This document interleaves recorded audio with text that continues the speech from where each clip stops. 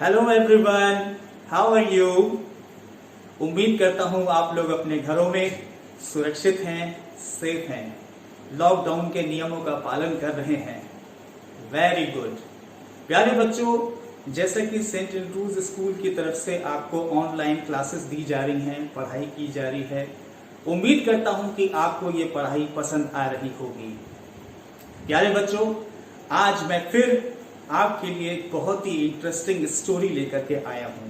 इसका टाइटल है self esteem, यानी कि स्वाभिमान। आइए बच्चों, मैं आपको एक स्टोरी सुनाता हूं। ये स्टोरी विदेश से है। एक भिखारी की स्टोरी है। एक भिखारी रेलवे स्टेशन पर भीख मांगा करता था। उसके पास एक बोल हुआ करता था और उस बोल में कुछ पेंसिल्स रहती थी। वो अपने बोल में कुछ पेंसिल्स लेकर के स्टेशन के पास खड़ा हो जाता था और वहां पर आने जाने वालों से भीख मांगता था। जरूरत पड़ने पर वो अपनी पेंसिल को भी बेचता था। एक बार की बात है, एक नौजवान अफसर वहां से गुजर रहा था। उस नौजवान अफसर ने उस भिखारी को देखा और उस पर उसको दया आई और उसने अपने जेब से $2 निकाले और $2 निकालकर उसके बोल में डाल दिए और वो फिर अपनी ट्रेन में आकर के बैठ गया। ट्रेन में बैठने के बाद पता नहीं क्या उसके दिमाग में विचार आया और वो ट्रेन से फिर उतरा और अभी ट्रेन चली नहीं थी। उस भिखारी के पास जल्दी से दौड़ कर गया और उसके बोल में जितनी भी पेंसिल रखी थी उन सबको उसने उठा लिया और उस भिखारी से कहा कि इतनी पेंसिलों की कीमत मैंने तुम्हें दे दी है, ये कीमत ठीक है ना?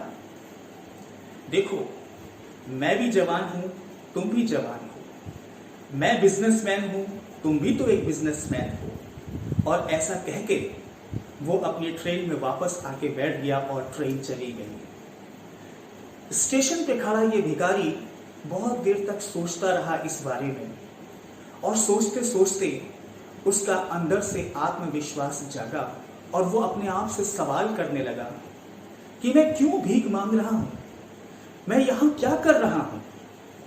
मुझे कुछ जिंदगी में करके दिखाना है, कुछ बन के दिखाना है और अब मुझे भीख नहीं मांगनी है। उस नौजवान के मिलने से इस भिखारी के अंदर एक आत्मविश्वास जागा और इसने ये फैसला किया कि अब ये भीख नहीं मांगेगा और इसने उस दिन से भीख मांगना बंद कर दिया और उसके बाद ये अपना खुद का काम करने के बारे में विचार करने लगा। कुछ समय बीत गया, कुछ वर्ष बीत गए। कुछ वर्ष बीतने के बाद वही नौजवान अफसर जिसने $2 इस भिखारी के बोल में डाले थे, एक जगह एक पार्टी में इनवाइट था और वो उस पार्टी में गया। उस पार्टी में बहुत सारे लोग थे। शहर के बड़े अच्छे अच्छे लोग वहां उस पार्टी में आए हुए थे और उसी पार्टी में एक सूट बूट पहनकर टाई लगाकर एक व्यक्ति इस नौजवान अफसर के पास आता है और उससे हाथ मिलाता है और कहता है, हेलो सर, कैसे हैं आप। ये व्यक्ति सोचता है कि ये कौन है और ये मुझे कैसे हाथ मिलाने के लिए मेरे पास आया है। और इस नौजवान अफसर ने उस व्यक्ति से कहा कि महाशय, मैं आपको नहीं जानता, प्लीज अपना परिचय दें। तब इस व्यक्ति ने इस अफसर को अपना परिचय दिया और कहा कि आपको याद नहीं, लेकिन मुझे याद है। कुछ वर्षों पहले मेरी और आपकी मुलाकात एक रेलवे स्टेशन पर हुई थी और मैं वहां पर भीख मांगा करता था और वो सारी घटना जो स्टेशन पर उसके साथ हुई थी, इसने इस नौजवान अफसर को बता दी और कहा कि आपने $2 मुझे दिए थे और मेरे बोल में से सारी पेंसिलें उठा ली थी और कहा था कि मैं भी नौजवान हूँ, तुम भी नौजवान हो, मैं भी आखिरकार एक बिजनेसमैन हूँ और तुम भी आखिरकार एक बिजनेसमैन हो। और वहीं से मेरे दिमाग में इतनी तेजी के साथ ये विचार घर कर गए और मैं सोचने पर मजबूर हो गया, विवश हो गया और वहां से मेरा सोया हुआ स्वाभिमान जाग गया।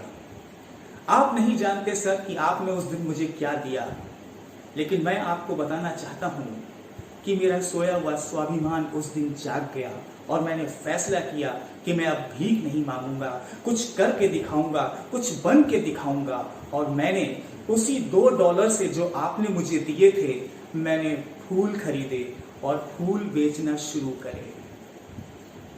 मुझे ईश्वर की ब्लेसिंग्स मिली और मैंने उस ब्लेसिंग्स को इस्तेमाल करके अपने बिजनेस को और आगे बढ़ाया। और ऐसे करते करते मैंने एक बहुत बड़ा फूलों का बिजनेस करने लगा। और इस पार्टी में जो आप फूलों का डेकोरेशन देख रहे हैं, ये मेरे ही द्वारा इस पार्टी में डेकोरेशन किया गया है। ये मेरा ही बिजनेस है। वो नौजवान अफसर इस व्यक्ति से मिलकर बहुत खुश हुआ और खुशी से उसको गले लगाया।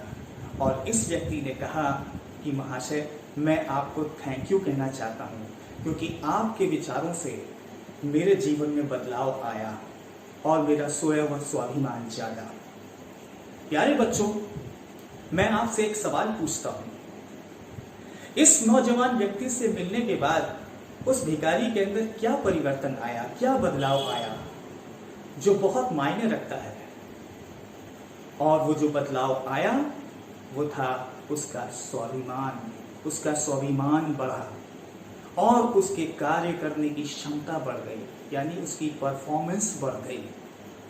यही जादू है स्वाभिमान का हमारी जिंदगी में। प्रिय बच्चों, अच्छे स्वाभिमान का यही जादू है इंसान की जिंदगी में। स्वाभिमान का सीधा सा मतलब है कि हम अपने बारे में क्या सोचते हैं, हम अपने आप को कैसा महसूस करते हैं, हमारा नजरिया क्या है अपने बारे में और दूसरों के बारे में, हमारा परिवार के बारे में, हमारे पेरेंट्स के बारे में, हमारे फ्रेंड्स के बारे में, हमारे भाई बहनों के बारे में, हमारे जिंदगी से जुड़े हुए सभी रिश्तों के बारे में हमारा नजरिया कैसा है, हम उनके बारे में क्या सोचते हैं, ये निर्भर करता है हमारे स्वाभिमान पर। जिंदगी में कुछ पाने की उम्मीद करना, जिंदगी में कामयाबी हासिल करना, जिंदगी में उन्नति और तरक्की करना और कामयाब होना, ये सब कुछ हमारे ऊंचे स्वाभिमान पर निर्भर करता है। ऊंचा स्वाभिमान इंसान के जीवन में खुशहाली लेकर आता है, संतुष्टि लेकर आता है और जीवन के अंदर उम्मीदों से भरी हुई आशाएं लेकर के आता है। उम्मीदों से भरी हुई आशाएं, ये सारी चीजें हमारे स्वाभिमान पर निर्भर करती हैं। सो गॉड ब्लेस यू। उम्मीद करता हूं कि आपको ये स्टोरी अच्छी लगी होगी और इसीलिए मैं आपसे कहना चाहता हूं कि हमेशा दूसरों के स्वाभिमान को इंकरेज करें और अपने भी स्वाभिमान को बढ़ाएं। उम्मीद करता हूं सेंट एंड्रूज स्कूल के द्वारा जो आपको क्लासेस दी जा रही हैं, जो पढ़ाई आपको दी जा रही है, वो पढ़ाई आपको पसंद आ रही है। लॉकडाउन है, कोई बात नहीं, लेकिन मेरी ये उम्मीद है कि आप अपने घरों में भली प्रकार से पढ़ाई पर ध्यान दे रहे हैं, पढ़ रहे हैं।